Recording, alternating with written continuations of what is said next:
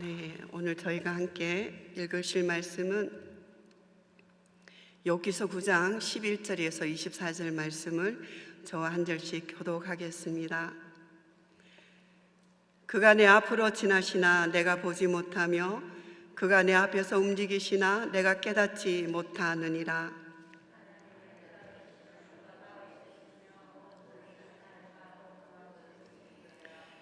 하나님이 진노를 돌이키지 아니하시나니 라합을 돕는 자들이 그 말에 그 밑에 굴복하겠거든.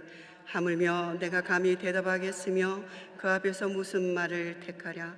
가령 내가 어려울지라도 대답하지 못하겠고 나를 심판하실 그에게 간구할 뿐이며 가령 내가 그를 부르므로 그가 내게 대답하셨을지라도 내 음성을 들으셨다고는 내가 믿지 아니하리라. 그가 폭풍으로 나를 치시고 까닭없이 내 상처를 깊게 하시며 나를 숨쉬지 못하게 하시며 괴로움을 내게 채우시는구나. 힘으로 말하면 그가 강하시고 심판으로 말하면 누가 그를 소환하겠느냐. 가령 내가 어려울지라도 내 입이 나를 정죄하리니 가령 내가 온전할지라도 나를 정죄하시리라. 나는 온전하다마는 내가 나를 돌아보지 아니하고 내 생명을 천히 여기는구나. 일이 다 같은 것이라. 그러므로 나는 말하기를 하나님이 온전한 자나 악한 자나 멸망시키신다 하나니 갑자기 재난이 닥쳐 죽을지라도 무지한 자의 절망도 그가 비웃으시리라. 세상이 악인의 손에 넘어갔고 재판관의 얼굴도 가려졌나니 그렇게 되게 하니가 그가 아니면 누구냐. 아멘. 하나님의 말씀입니다. 우리가 참 즐겨하는 그런 성경 구절이 있습니다. 그리고 인용하고 들을 때마다 아주 힘이 솟는 성경 구절이 있습니다. 그 에피소드는 갈멜산에서 엘리야 선지자는 바알 선지자들과 850대 1로 영적인 전쟁에서 하나님이 하늘에서 내려오시는 불로 바알 선지자들을 격파했습니다. 분명 하나님의 능력과 위대하심 그리고 악인에 대한 진노 소식을 들을 때마다 우리는 늘 계절을 부르고 그것이 우리에게 소망이 되고 있음을 부인할 수 없습니다. 어제 욥기 본문에서는요, 하나님의 권능과 위엄은 해와 별들을 주관하시고 청량할 수 없는 큰 일과 또 셀 수 없는 기이한 일을 행하셨습니다. 그런데 이러한 놀라운 하나님의 섭리와 경륜, 우주를 움직이시는 하나님의 이 놀랍고 위대하신 역사가 욥에게는 감탄과 찬양이 되지 않았고 탄식이 되어버려서 뒤집혀 버립니다. 하나님을 찬양할 때 사용되던 이 모든 말들이 욥에게는 절망으로 다가왔습니다. 그 이유를 몰랐기 때문이지요. 하나님은 자신과는 너무 멀리 계시고 자신은 하나님과 소통할 수 없다고 생각하며 탄식하고 있습니다. 오늘 11절 말씀입니다. 그가 내 앞으로 지나시나 내가 보지 못하며 그가 내 앞에서 움직이시나 내가 깨닫지 못하느니라. 욥은 하나님이 자신 앞을 지나가셔도 자신이 볼 수도 없고 하나님의 움직임을 깨닫지 못한다고 진술합니다.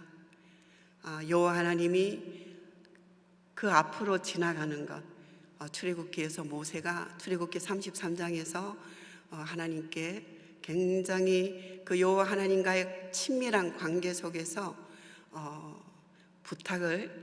청을 어쩌면 그 딸이라면 아버지에게 애교스러운 청탁이라 그럴까요? 요청을 했지요. 얼굴을 보여주십시오. 그렇지만 여호와 하나님은 모세를 바위에 숨겨주시고 내가 지나갈 때 등만 볼 수 있다고 그렇게 말씀하셨습니다. 근데 욥은 이렇게 고백하지요. 그가 내 앞으로 지나시나 내가 보지 못하며 얼마나 낭망하겠습니까? 내 앞에서 하나님은 움직이시는 것 같은데 나는 깨달을 수 없다. 하나님은 보이지 않고 들리지 않고 느끼지 못하고 있다고 생각하는 것입니다. 하나님의 강대하심 앞에서 아무것도 할 수 없는 인간의 한계를 인식하면서 하나님이 자신에게 행하신 일을 이해할 수도 없고 또 그런 하나님에게 아무런 이의도 제기할 수 없음을 고백합니다. 사람들은요, 자신이 뭔가를 알고 있다고 착각하면 교만에 빠집니다. 그리고 함부로 말하기도 하지요. 또 하나님 앞에 자칫 잘못하면 그것으로 인해서 범죄하기 쉽습니다. 그러나 하나님의 섭리와 역사 앞에서 우리는 전적으로 무죄합니다. 무능한 존재임을 인식하고 겸손한 자세를 지녀야 할 것입니다. 저희가 매일 드리는 이 정한 예배 시간에서 또 수요일 주일 예배, 토요 새벽 예배에서 아니면 여러분들의 각자의 그 경건의 시간을 통하여서 이전에 알지 못하고 깨닫지 못하고 만나지 못하였던, 그리고 이전에 만났지만 알았지만 잊어버렸던 하나님의 그 실존을 다시 경험하게 되었을 때 얼마나 우리가 무지한지 무능한지 고백하지 않을 수가 없는 것입니다. 욥은 하나님 앞에서 겸손한 자세를 계속 유지합니다. 최악의 상황 속에서도 입술로 범죄하지 않으려고 발부둥치는 모습을 볼 수 있습니다. 직설적인 일차원적인 단어로 사용하지는 않지요. 굉장히 시적으로 또 온유적으로 그 자신의 고통과 탄식을 하나님 앞에 고백하는 것입니다. 오늘 우리가 함께 읽었지만은요, 욥은 가령 만약에 이 단어를 4번이나 사용하면서 비관적인 세계관으로 하나님을 생각합니다. 가령 내가 어려울지라도 대답하지 못하겠고, 가령 하나님께 내가 간구하여서 하나님이 대답하셨다 할지라도 내 음성을 들었다고 믿지 않겠다고 가정하며 말하고 있습니다. 자, 우리는 여기에서 세계관이란 단어를 떠올릴 수가 있습니다. 세계관이란 이 세계를 바라보는 눈, 세상을 보는 관점을 지칭하는 단어입니다. 세계관은 바꾸거나 고칠 수는 있습니다. 그렇지만 내 자신의 세계관에서 내가 완전히 벗어나 버릴 수는 없는 거지요. 계속해서 개혁되고 계속해서 변화되기 때문입니다. 누구나 자신의 세계관을 통해서 가시적이든지 비가시적이든지 자신의 세계관 안에서 만물을 보고 인식하기 때문에 세계관은 삶의 전 분야에 영향을 미치고 있습니다. 우리가 예수님을 믿는다는 것은 세계관의 변화입니다. 예수님의 눈으로 세상을 바라보는 것입니다. 그러기에 히브리서 기자는 믿음의 주여 온전케 하시는 인 예수를 바라보자고 적극적인 권면을 주고 있습니다. 우리가 잘 아는 바 시편에는 자기의 그 생생한 신앙의 경험으로 논리적 추론을 초월하고 욕과 같이 구체적인 언어들로 나와 하나님과의 관계를 찬양한 시편이 있습니다. 24절로 구성된 이 시편에는 나라는 단어가 무려 42번이나 들어있습니다. 심지어 어떤 한 절에는 4번이나 나의 하나님과의 관계를 고백하고 있습니다. 여러분이 너무나 잘 알고 있는 시편 139편의 말씀이죠. 23절입니다. 하나님이여 나를 살피사 내 마음을 아시며 나를 시험하사 내 뜻을 아옵소서. 하나님 앞에 고백합니다.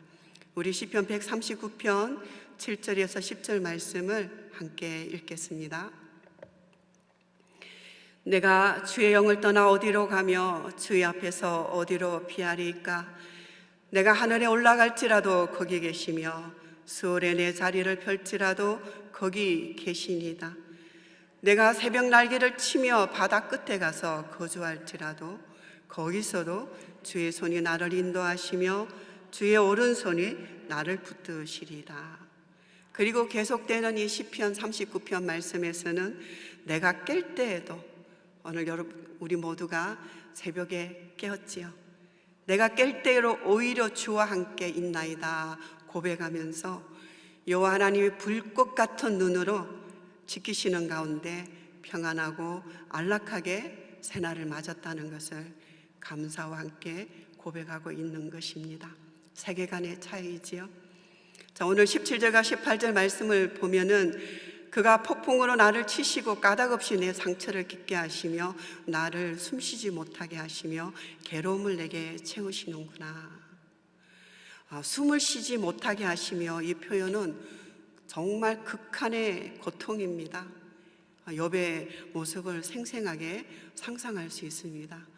저는 알러지가 있다고 한번 말씀을 드렸지요. 네, 그래서 이런 한절기 때는 아스마를 조심을 해야 됩니다. 그래서 욥기서를 읽을 때마다 이런 그 연약한 부분에 표현이 나오면 저는 정말 실감을 합니다. 숨을 쉬지 못하게 하시며, 이것으로 인해서 중환자실까지 들어간 적도 있었습니다. 여기 산소호흡기를 꼽았는데도 호흡이 돌아오지 않아서 중환자실로 올라가서 하루를 지낸 적도 있었습니다. 자, 우리에게 누군가가 요즘 어떤 운동을 하십니까? 물어보면 그냥 아주 가볍게 숨쉬기 운동을 한다고 그렇게 우리가 말할 때가 있습니다. 그런데 이 숨쉬기야말로 우리가 살아있다는 이 생존과 죽음과의 분기점을 분명하게 말해줍니다. 우리에게서 호흡이 떠나면 인간은 그 물질 그 자체만 남습니다. 여호와 하나님이 땅의 흙으로 사람을 지으시고 생기를 그 코에 불어넣으시니 사람이 생명이 되었습니다. 숨이 거치면, 숨이 떠나면 흙으로 왔으니 흙으로 돌아가야 하는 티끌과도 같고 먼지와도 같은 연약한 인생인 것입니다. 성도는 자신의 구원을 위해서 스스로 할 수 있는 일은 아무것도 없음을 인식해야 합니다. 우리가 할 수 있는 것은 오로지 하나님 앞에 나아가서 은혜를 간구하는 것입니다. 욥은 하나님의 축복을 충족히 받는 것을 묘사할 때 사용하는 채우시는 하나님. 그렇죠. 우리가 많은 은혜를 받으면 하나님이 물질을 채워주셨습니다. 건강을 채워주셨습니다. 지혜를 채워주셨습니다. 이런 단어들을 사용하는데요. 근데 숨쉬기조차 힘든 괴로움을 채우시는 하나님으로 오늘 본문에서 표현하고 있습니다. 지극한 극심한 고통의 탄식입니다. 그런데 여러분, 과연 욥이 생각하는 것처럼 하나님은 그냥 지극한 고통 가운데 우리를 그렇게 내버려 두시고 발작만 낀 채 그냥 계셨을까요? 오래전에 일본의 신학자 기다모리 가츠오는 하나님 아픔의 신학이라는 저서를 출간을 했습니다. 인간이 당한 그 아픔을 하나님이 어떻게 이끌어 가시는지 비극과 절망에 빠져 있는 모든 사람들에게 복음을 전합니다. 하나님의 아픔의 신학으로 복음을 전하고 있습니다. 하나님의 아픔이라는 것은 하나님의 어떤 실체적인 개념은 아니지요. 우리와 하나님 사이의 관계적인 개념입니다. 일반적인 신론에서 전지전능하신 하나님은 결탄코 아프신 분은 아니시지요. 기다모리 가츠오는 이렇게 말합니다. 복음의 하나님은 아들을 죽게 하는 아버지로서의 하나님, 그리고 그 행위에서 아프신 하나님이다. 아버지가 그 사랑하는 아들, 그것도 독자를 죽게 하셨다고 하나님의 아픔을 기록하고 있습니다. 예수님은 십자가를 지시기 전날 밤에 겟세마네 동산에서 극심한 고통 가운데 땀이 핏방울이 되듯이 3번이나 간절하게 십자가의 선잔이 비껴가기를 기도하셨지만 아버지의 뜻대로 이루어지기를 기도하시고 십자가의 길, 순종의 길을 가셨습니다. 하나님의 아픔은 온 인류를 죄에서 구원하시고자 독생자 예수님을 십자가에 내어주신 것입니다. 십자가 위에 예수님의 고통은 엘리 엘리 라마 사박다니, 나의 하나님 나의 하나님 어찌하여 나를 버리셨나이까 부르짖으며 마지막 물과 피를 십자가에서 다 쏟으셨습니다. 사도 바울은 선포합니다. 사망아, 너의 쏘는 것이 어디 있느냐? 온 세상 죽음에 대적하는 예수님의 죽음이 우리에게 새롭고 산 길, 부활의 생명을 주신 것입니다. 하나님은 자기 자신의 아픔으로 우리 모든 인류의 아픔을 해결해 주신 것입니다. 이를 이사야 선지자는 이렇게 예언했습니다. 그가 찔림은 우리의 허물 때문이요, 그가 상함은 우리의 죄악 때문이라. 그가 징계를 받음으로 우리가 평안을 누리고 그가 채찍에 맞음으로 우리는 나음을 입었도다. 선포해 주셨고 이루셨습니다. 오늘도 우리가 그 안에 살아가고 있습니다. 하나님의 아픔이 무엇입니까? 저자는 하나님의 아픔은 하나님의 아픔에 기초한 사랑이다, 사랑이라고 밝히고 있습니다. 그렇다면 하나님의 아픔에 기초한 그 사랑이 무엇입니까? 하나님은 진노의 대상을 사랑하시려고 하나님이 독생자 예수 그리스도를 내어주시기까지 아파하시면서도까지도 내어주실 수밖에 없으신 그 마음에서 나오는 아픔인 것입니다. 하나님의 공의로 죄인은 죽어야 하는 동시에 사랑으로 죄인을 구원하시려는 마음에서 나오는 하나님의 아픔인 것입니다. 우리 너무나 유명한 구절입니다. 이사야서 31장 20절 말씀을 한번 크게 읽어보겠습니다. 에브라임은 나의 사랑하는 아들, 기뻐하는 자식이 아니냐? 내가 그를 책망하여 말할 때마다 깊이 생각하노라. 그러므로 그를 위하여 내 창자가 들끓으니 내가 반드시 그를 불쌍히 여기리라. 여호와의 말씀이니라. 하나님의 아픔이 여기에 있습니다. 우리가 너무나 아프고 고통스럽고 탄식밖에 나올 수 없는 그 상황 속에서도 혹여 여호와 하나님이 나에게 책망하시는가 그렇게 느껴질 때마다 깊이 우리도 생각해 보아야 합니다. 하나님은 우리와 함께 창자가 끊어질 정도로 아파하시고 우리를 불쌍히 여기고 계신다는 것입니다. 복음서에서 예수님도 우리를 보시고 불쌍히 여기셨습니다. 불쌍히 여기는 이 마음은 본래 헬라 원어를 보면 창자가 끊어지는 아픔을 뜻합니다. 이 창자를 잘라버리는 아픔, 끊어지는 아픔으로 주님은 자기 백성들을 돌보시며 애간장이 끊어지는 비통함과 연민을 가지시고 구원의 길을 열어주신 것입니다. 하나님의 형상을 따라 지원받은 이 백성들이 죄악 속에서 노예가 되고 질병의 억압 속에서 고통당하는 것을 보시면서 예수님의 마음은 참으로 비통하고 아파하셨습니다. 예수님께서 우리를 불쌍히 여기시자 생명의 역사가 일어났습니다. 주님께서 불쌍히 여기시자 치유의 역사가 일어났습니다. 나의 탄식, 여러분의 탄식이 하나님의 아픔이 되어서 우리를 은혜와 긍휼의 자리로 이끌고 계시는 것입니다. 힘드십니까? 나만 겪는 고통이라고 탄식하고 계십니까? 우리가 이때 해야 할 것은 올해 우리 연합장로교회가 표로 주제로 정한 말씀입니다. 그러므로 우리는 긍휼하심을 받고 때를 따라 돕는 은혜를 얻기 위하여 은혜의 보좌 앞에 담대히 나가야 할 것입니다. 아멘. 기도하시겠습니다. 하나님, 기도합니다.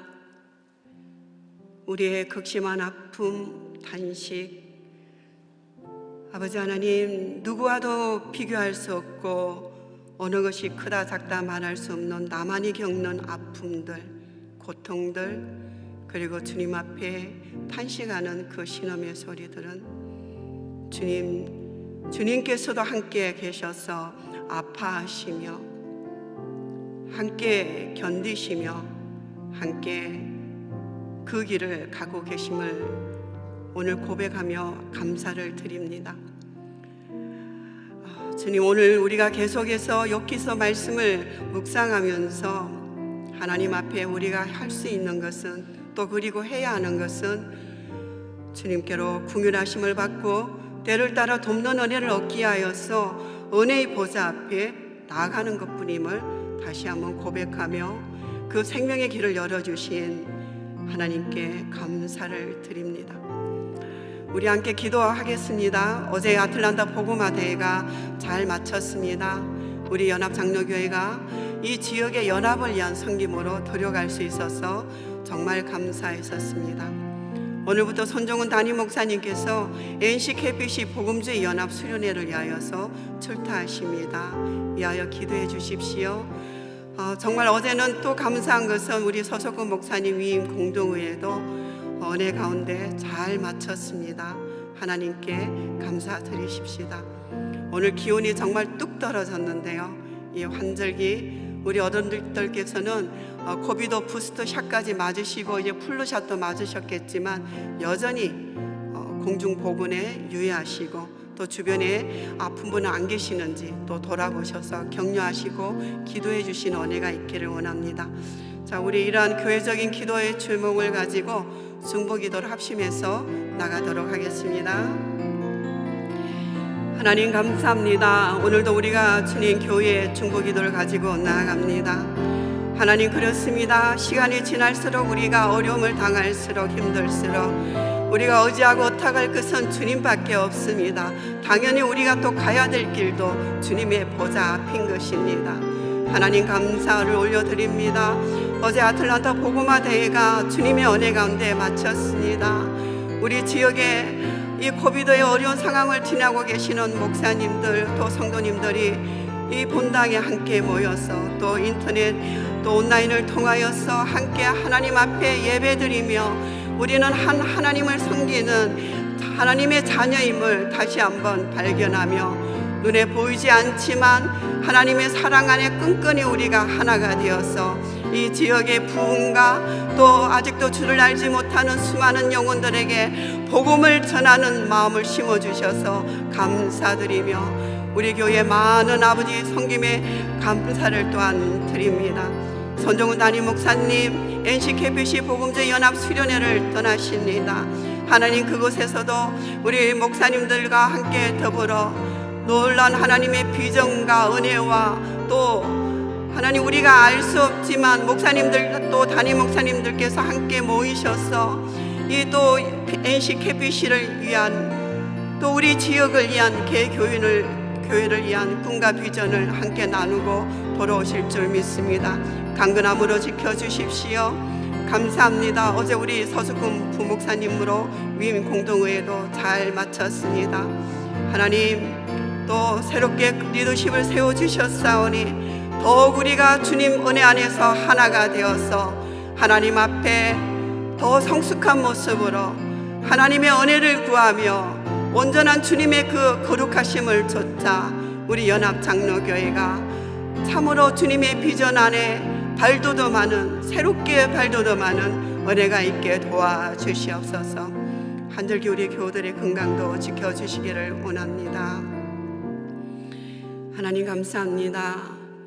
주님, 많은 교회 행사가 있고 또 시간도 나눠 갔지만 오늘과 같이 이처럼 추운 날인데도 불구하고 또 하나님의 성전에 나오게 하셔서 그 자리에서, 정한 자리에서 하루에 첫 시간을 드리는 우리 성도님들도 기억하여 주십시오. 처소에서 또 일어나셔서 하나님 앞에 마음을 드리며 또 함께 이 시간을 함께 하시는 우리 성도님들도 기억하여 주십시오. 강건케 해주시고 하나님, 이 욥기서를 지나면서 이전에 알지 못했던 우리의 그 모든 부족함, 연약함, 그거보다 훨씬 우리가 이해할 수 없지만 하나님은 이제도 영원히 이 우주를 다스리시는 그 하나님의 놀라우신 섭리와 경륜 속에 우리를 은혜와 생명으로 이끌고 가 계심을 감사하며 찬양하는 시간들이 되어질 수 있도록 성령님 도와주십시오. 축복합니다. 이제는 우리 주 예수 그리스도의 은혜와 하나님 아버지의 한량없인 사랑하심과 성령님의 교통하심이 때를 따라 돕는 은혜를 얻기 위하여 은혜의 보좌 앞으로 담대히 나아가는 연합의 모든 성도님들이 이제로부터 영원토록 함께 하시기를 간절히 축원합나이다. 아멘.